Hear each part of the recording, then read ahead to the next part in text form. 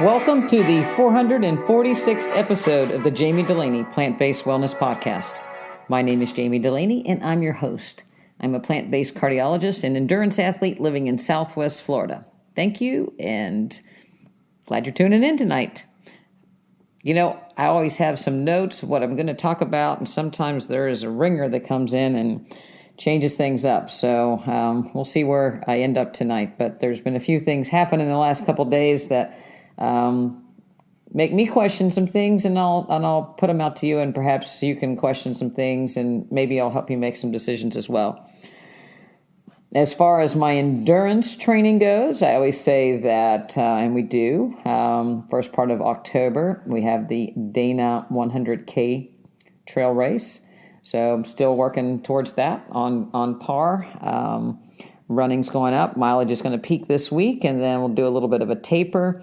We actually get to go to Lakeland, Florida, to the trail where the 100-mile race will be in January, and do a practice loop there in the end of September. So also be good practice for the 100K, so I'm looking forward to that. Then we were going to do a swim run in November back in Austin, and as you may have heard, or if you're a Texan, you surely know, there's not been much rain in Texas. And last year the water was down. The Colorado River where we swam in was down, and we did a lot of climbing out of rocks. And this year it's probably going to be down even more. And so there'll be a lot less swimming and a lot more, rock climbing out of the hole that was once a lake. And another race came available, the Rattler 50K, that's near Austin as well, early in November. So we're switching out. So got a 50K instead of a swim run. Still going to keep swimming once a week, but I'm not going to ramp it up after this 100K as much. So I think it's probably still a good idea to get out and get in the water until it gets too cold, meaning I don't like to get in the water when it's 40 degrees outside. It's really hard for me to talk myself into that, especially if I don't have to. But anyway, I'm going to try to swim once a week, just to kind of give my legs a rest, but keep my sort of a cardiovascular recovery day, so to speak. So that's in the plans. Strength training still in the plans, working through that. And so things are doing pretty good. I've my third week of VO2 max intervals on a hill. So I did 7 by 3 minutes on, 3 minutes off, and a 6% grade. And that gets my heart rate up into the lactic threshold range for a 61-year-old, so that's pretty good. So I feel that workout, so I think that's making some progress. I also took a cut pallet and put under the back end of my treadmill and did a little bit of a downhill run the other day, and that actually works. So I'm hoping that increases leg turnover, so it'll help me with the downhills eventually for some of these steeper races. It's also a weightlifting exercise in and of itself to lift the back end of my treadmill up to get the pallet underneath. So that's got some work to be done. It's not necessarily a convenient thing to do. Last time I talked about, setting goals and working the plan. And a couple things happened this week that I guess you could say threw a wrench into people's plans. There was a person that I know that retired after having a good job, retired in his early 60s, he and his wife, and were doing some traveling. They never took care of themselves. They lived the good life. They were both significantly overweight. You would put them in the obese category. So they ate the good food, did what they wanted, showed all those fancy foods and, rich foods and rich desserts, and continued to travel, did some traveling, but again, just started because they just retired, and the wife up and died suddenly. And, it's a real shame. You think you work all your life and you make a good living and you're going to retire and do things together, and boom, somebody drops dead on you. And obviously that's a sad thing and a hardship to bear. But when I look at them, I see right up front, to me, it didn't have to be, or I don't think it had to be. And they all, the husband actually had a position in the hospital, and, they kind of always made fun of the way I changed the practice a little bit. And, thought I actually was told that the hospital misses you. the last time I saw them at a concert in the wintertime. And it's like, well, I miss some of the people at the hospital, but I don't miss having to go to the hospital to see my patients. My patients are doing quite well. I'm keeping them out of the hospital. And I had fought over the years to get a plant-based diet in the hospital and, to a lot of pushback. And again, there are a lot of barbs, as you all have probably encountered, with, why would you want to eat that way? And certainly curing heart disease doesn't help the bottom line of a hospital, because the biggest moneymaker for a hospital is 1, cardiovascular, and 2, orthopedics. So neither one of those are going to be improved by a good lifestyle. But nevertheless, that happened. And then I gave a talk, and one of the questions that came up was if the person had 3 vessel blocks, so the coronary arteries, and all 3 vessels were blocked. And when he played tennis, he got a little discomfort maybe at, peak exertion, but he didn't really want to have a bypass, and he was plant-based, and he was pretty good about being plant-based, thought that he was, doing almost as good as he could with a plant-based diet, yet he still had blockages, and he'd been plant-based for 2 or 3 years. And the question was, is it working? Is it worth it? Should I have a bypass? What should I do? And obviously, again, study of one, that's a hard thing to understand or kind of make a quick decision on. It's not an easy decision. And the other thing that happened was someone has been doing, another plant-based person, had been doing excellent on a plant-based diet, weight good, exercising, diabetes under really good control, cholesterol under good control, on no medications, yet end up having a heart attack. Luckily got a clot buster, very little damage, if any, but the question is, should they go ahead with a bypass or not? And, it might send you running for the stop button and, saying this doesn't work. And, of course, then the decision is what to do. And it's always hard to make a decision when you're making a decision for yourself based on data that was collected on others. So, it's hard to do, basically it's hard to do the statistics on one person. We don't know what could have happened if they would have chosen another route. We don't know the past. We only know what's happened. We know from regular studies that if you're asymptomatic and you have 3-vessel disease, then you're not going to live any longer or any better when you have a procedure done, whether it's stent or bypass. We know that if you're having a heart attack right then and there, intervention is life-saving. So that's a no-brainer. You go ahead with the intervention at that point, whether it's a clot buster or if a stent, vessels can be stented. That changes things right up front. And if somebody's having a little bit of symptoms, but they're stable, meaning that, they've got to really exert themselves, then you're in a little bit of a gray area, because if you go ahead and have an intervention, it might make those symptoms better early on. On the other hand, they may come back, and it changes one's life when one has a major surgical procedure. There's the risk of the procedure. There is the risk of the future as far as medications and follow-up and change in lifestyle a little bit. So those are all things that have to be taken into consideration, and a lot of those weren't taken into consideration when all the studies were done, as far as, we know that the all-comers, 10 years after a bypass, 50% of the bypass grafts block up. Again, that's all-comers. That's not people that are eating plant-based nutrition. So, I like to think that people that eat plant-based, they'll do much better with a bypass. The other wrench that I believe is thrown into the equation in 2023 is the presence of a spike protein. I have observed and read and been taken care of people that have had complications from the COVID vaccine. And I do believe that clotting is a real issue based on my practice and what I've read. It doesn't affect everybody. I believe it's because there's some unknowns with the mechanism of the COVID vaccine. Some people may make more spike protein than others. Some people may clear it better than others. There's underlying disease in some people versus other people. So the waters are really, really muddy.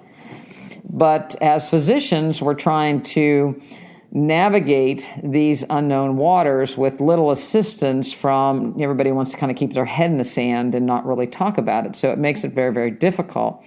And also very difficult to advise a patient on your thought process when there's not a lot of data. So, where am I going with all this? Just like people are told, well, you should have done this, or you should have done that, or I told you so, I wish you would have, with either traditional therapy for cardiovascular disease or traditional therapy for cancer.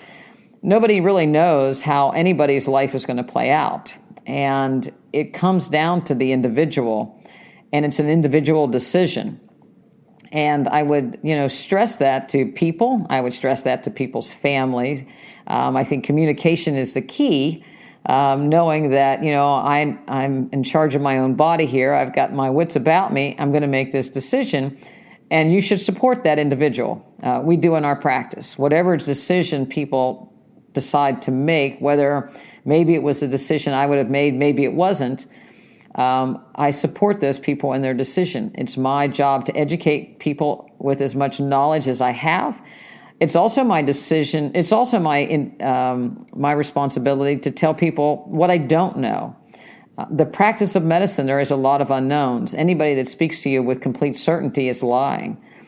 We don't know. And the individual makes this practice of medicine very, very difficult. There are all kinds of confounding situations. So my job as a physician is to present people with as much data as I can, and then they get to make the decision, and I support them, and so should their family support them, and so should their friends support them in that decision, as far as I'm concerned. It's a difficult decision applying, statistics to one person. It doesn't translate. There's variables that don't translate. But I think in the end, as far as someone, making the decision, make it to the best of your ability and make it with, what you're comfortable with. And then, be at peace with the decision. I think being at peace with the decision and having confidence that you made the right decision really helps as far as having a good outcome. I think our heads play such a big game or play such a big role in our ultimate outcome, whether it's health or anything that we do, that if you think you're going to lose, you're going to lose. But if you think you're going to win and you've made a decision and you're confident, then I think you got a good chance of coming out the other end, whatever your decision that you've made, because you've made the best decision for yourself.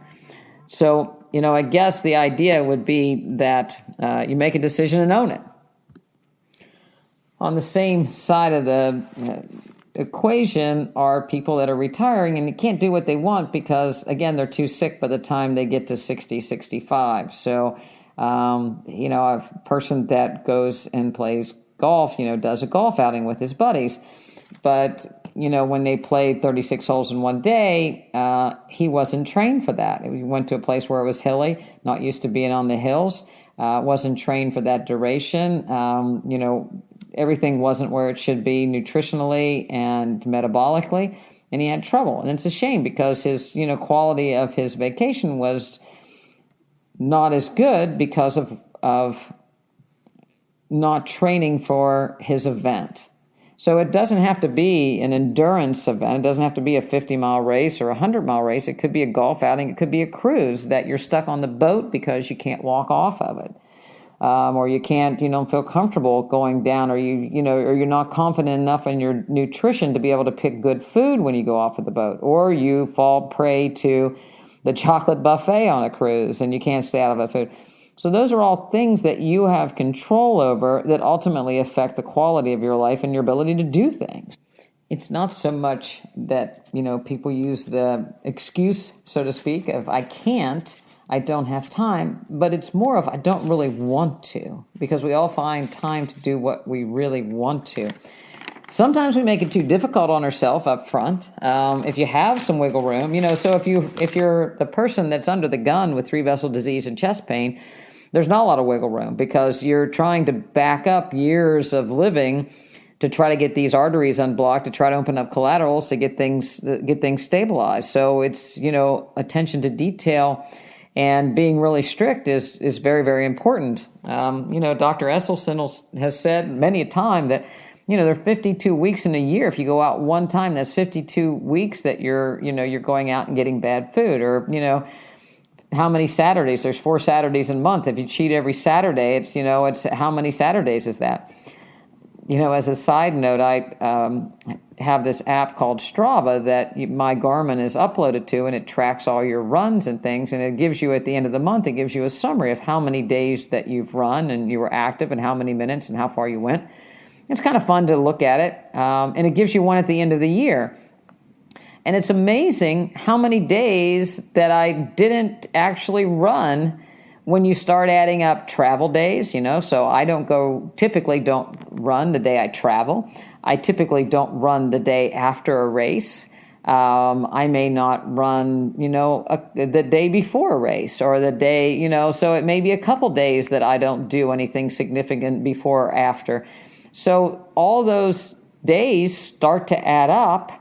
And, it's significant at the end of the year. It's kind of disappointing, because I think that I run almost every day. And I do run almost every day, except for the days that I don't. And so you don't really notice it until you see it on a calendar. And it's the same way with nutrition. On the other hand, if I said tomorrow that I'm going to run 100 miles this week, but I'm only running 50, that's a huge jump. And the chances of me pulling that off without getting injured is pretty low.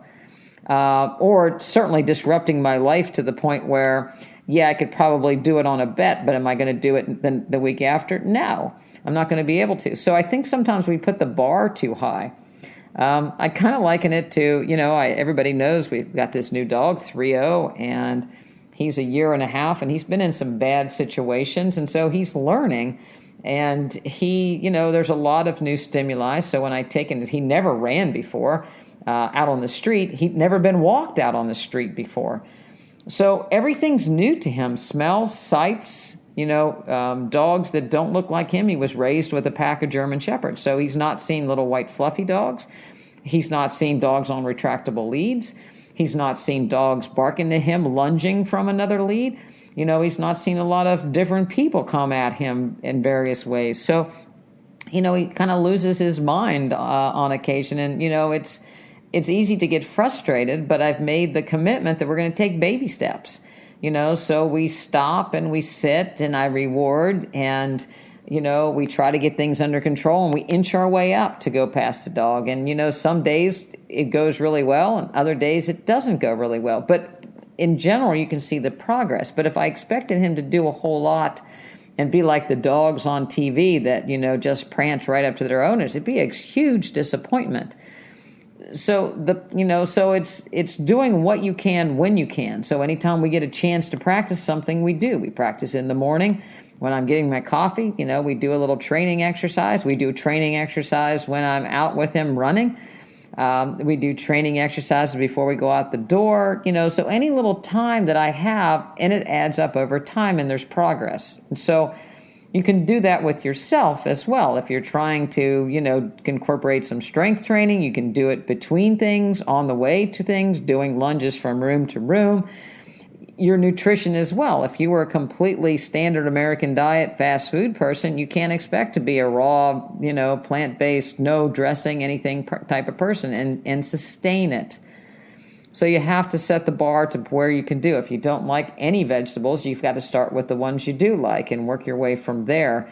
If you don't cook, I talked to a lady yesterday that, hadn't used her stove or her oven in the place that she lives for 3 years. She only uses a microwave. Well, if I told her she's going to have to make some recipe that calls for, a bunch of different appliances, it's not going to work. So what can you do? She can do,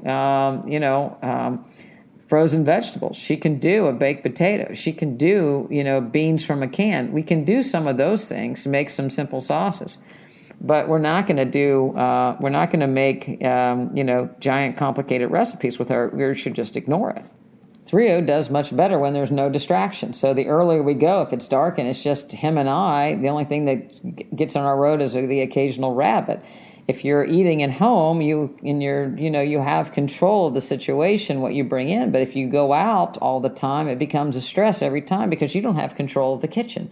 So the more distractions there are, the harder it is for you to accomplish your goal. Same way with exercise. If you wait till later in the day, there's 101 things that'll get in the way that are more exciting or you'd rather do than to exercise. So it's better to get it done first thing in the morning. Start with, what can I do? What can I fix? And that's a positive reinforcement. You got that.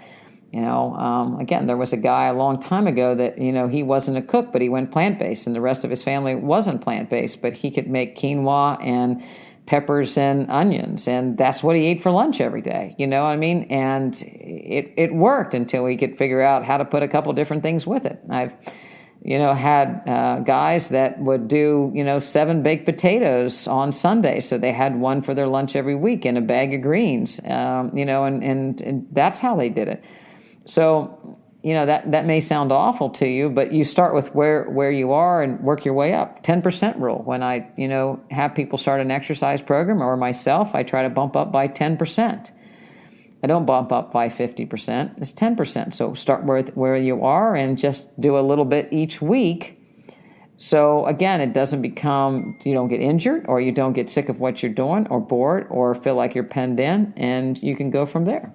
It's largely a mental game, and it's where you put the bar. Another funny example, and I guess, you'd have to be somewhat of a runner or a camper maybe to appreciate it, or maybe somebody that, you've been someplace without access to a lot of food. But, my grandmother used to always say the best palate is a hungry palate. Basically, if you're hungry, you eat anything. If you're not hungry, then, you start to turn your nose up. But these guys were doing an ultra run in, almost zero conditions and 15 miles between aid stations. And we got to the aid station, they had soup. And the ramen noodles they had just thrown into the soup, and the noodles were still crunchy. But they didn't care because it was food, and the broth was warm, and the noodles were crunchy. It was certainly better than nothing, and certainly better than what they were getting out in the cold. Same way with the hot chocolate. They talked about it being chunky, and you could actually chew the hot chocolate. It sounds awful if you're used to gourmet chocolate from, some coffee shop, but if you're out in the middle of nowhere and you're freezing, chunky hot chocolate could be, really, really good for you. So it depends on where you put the bar. If you put it too high, you're going to be really disappointed. If you bring it down, then, it's perspective. It's just how you look at things. If you just had a debilitating surgery, but you can come back from it, you start with what you can do. You walk and then you run a little bit at a time and work your way up. But you can always do more than you think you can. That's the bottom line. I read stories and hear people talk. There are people that have had legs amputated, the people that have major surgeries, people that have been in car wrecks. They can all come back to do things because they want to live and they want to see what they can accomplish. And they're their own cheerleaders because they know that they can do it, and nothing is really going to stop them. I heard another funny story, or I read it today online.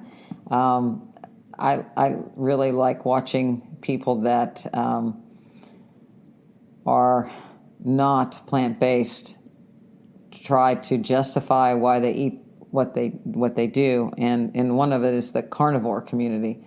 And there's several of the big influencers on social media that do all these posts about, all the meat and all the fat and all the eggs that they're eating. And I kind of watch to see when it is they start to have trouble or they give up. And already, people are starting to add, used to be just meat, now they're adding, eggs, and now they're adding butter, and now they're starting to add dairies. And then a lot are starting to add some citrus and some blueberries and some greens because their body's not responding to just eating a meat diet. We weren't made to eat just a meat diet. And of course, you don't know exactly what's going on because you're not in their kitchen with you. But there was a post today that I thought was rather humorous. The carnivore was making a post on his beautiful steak, and the big chunk of fat around the outside of the steak. that it was yellow, and it was yellow because he was eating a very expensive grass-fed steak, and the yellow was from all the beta-carotene and the vitamin A that came from the plants that the cow ate, because he's grass-fed. And I thought it was hysterical, because they don't want to eat plants, but they're eating the plants through the animal by eating the fat. So they're getting metabolic excess, metabolic waste, to get the nutrients that you could get without metabolic waste from the plants themselves.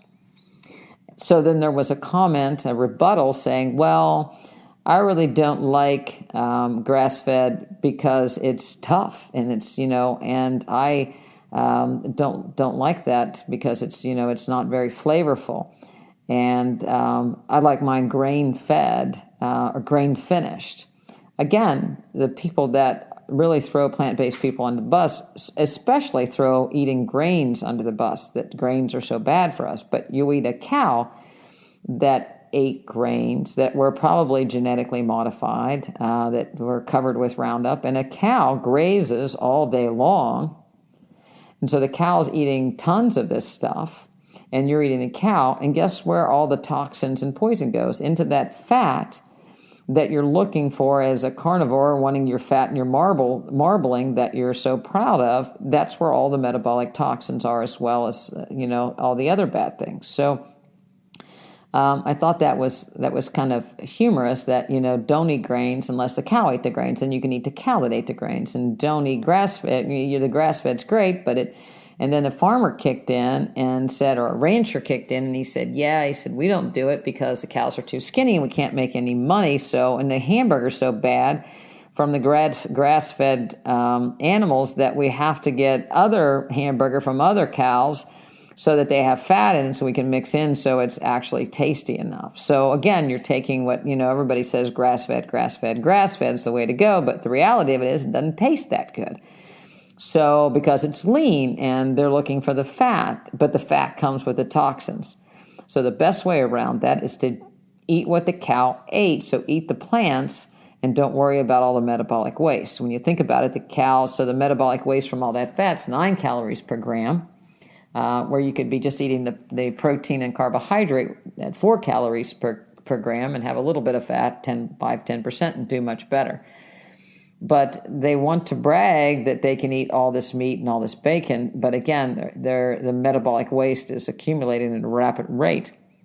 A European chimed in and said, well, in Europe, they don't eat the fat because that's where the toxins are. And that kind of shut everybody up, because they started thinking about where the toxins are and where the poisons are. Again, the animal eats all day long, and if you eat the animal, you get all the bad things that the animal had that, in an exponential amount.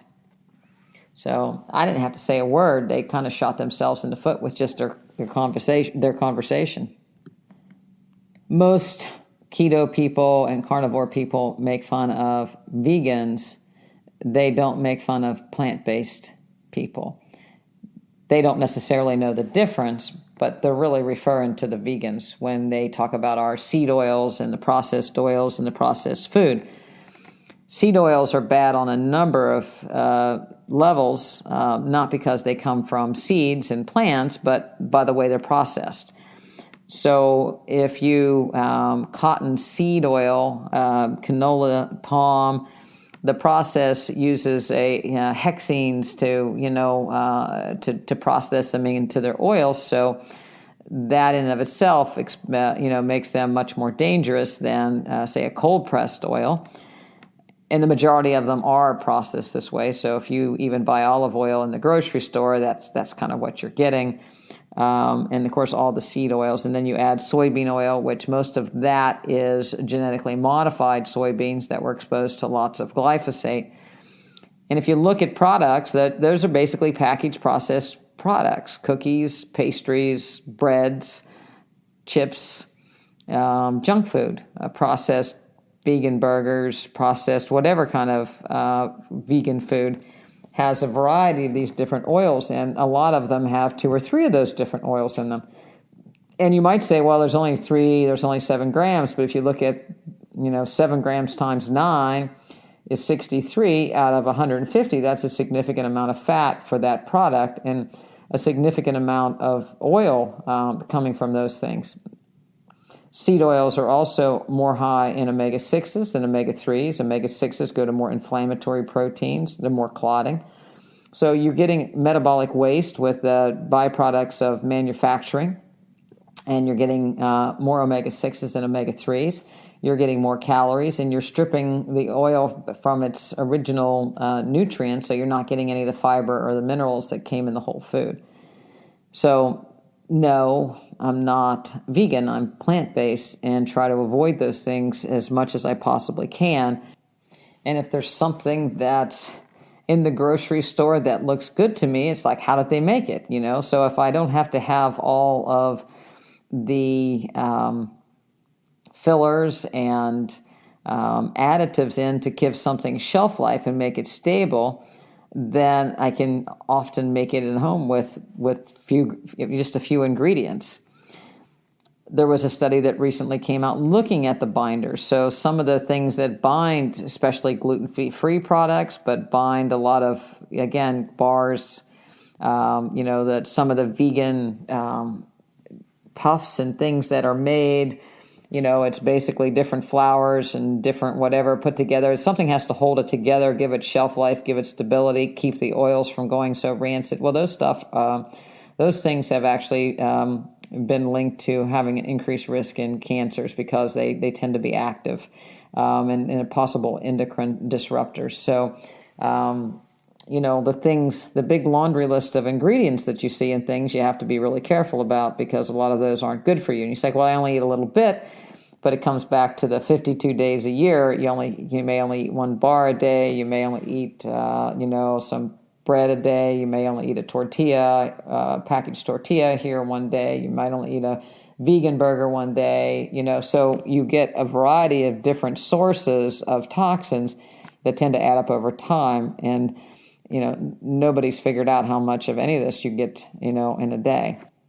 I spoke to a group of people last night, and they were very educated on plant-based nutrition, and I was very impressed with the questions that they asked and how well they were doing and the insights that they had. But it can still be very difficult to pull this off, in a field of one or in a group of people that doesn't eat like you do. And that's where the confidence in making your own decision has to kick in. So, decide what you want. Do you want to be able to go on that golf outing and do 36 holes a day? Do you want to be able to get off the cruise boat? Do you want to be able to run 50 miles or swim until, you're in your 80s? There's no reason why you can't do these things, but you have to train for them. I think the sky's the limit. I think deciding you can do what you want to do, it's a question of what you want to do and taking responsibility for it, making a plan and owning it, and then reassessing. Things don't always happen the way we want. There are setbacks. Things happen. But you kind of get up and dust yourself off and go again and do things to the best of your ability. And that's the beauty of life. It's not a straight line. It's twists and turns. And, you shouldn't get down on yourself, but you need to hold yourself accountable to be able to say what the problem is, identify it, and have the courage to go on. Every time you dig a little deeper, make yourself a little bit more uncomfortable, it makes it easier the next time that you go to do it. We don't want to get out of our comfort zones. We would like things easy. The world, the media tells us that we should be doing hacks and that things should be easy and, we've earned it and we deserve to be cushy and not have to do anything. But the reality of it is we do need to do hard things, and it's part of living and it's part of what makes you feel alive. I talked to a person today. It's like after you go for a walk or a run and you come back in and you're all sweaty and you get showered up, it's like you feel great. Often it's like, I could have even gone further. And that's because you pushed yourself a little bit and you realize that you're alive and you can still do things and you can still be in control of aspects of your life, and it's a good thing. Same way as for a nutrition. You can do more than you think you can. And again, it can be simple. I can I can make meals in a hotel room. I can make meals in somebody's house that has no equipment, that they don't hardly eat. I could, you can survive a variety of different places. People camp, and it's fun to see what you can do with limited ingredients, limited appliances, limited space, limited ability to do things, even exercise-wise. So don't make excuses. See what you can do and enjoy the process of doing what you can, and then you can expand on it from there. Life is full of hard decisions, but you get to make them. People don't get to make them for you, and you shouldn't be guilty by what other people think or say or do, because it's your life to live and only you can do it. If you'd like some help with some of these things, love to be involved on a health journey, an exercise journey to run an ultra, journey to be plant-based, go over to drdulaney.com, see what we have available. There's a whole host of things to look at. Our practice has movement, exercise, yoga, nutrition classes, and we work with people to help them make the best decision for them and support them in their decision, not just tell people what to do and get all huffy if they don't agree with us. So check it out, drdulaney.com, DoctorDulaney. You can email me at jamie@drdulaney.com. Love to hear from you. Step outside your comfort zone this week, see what you can do.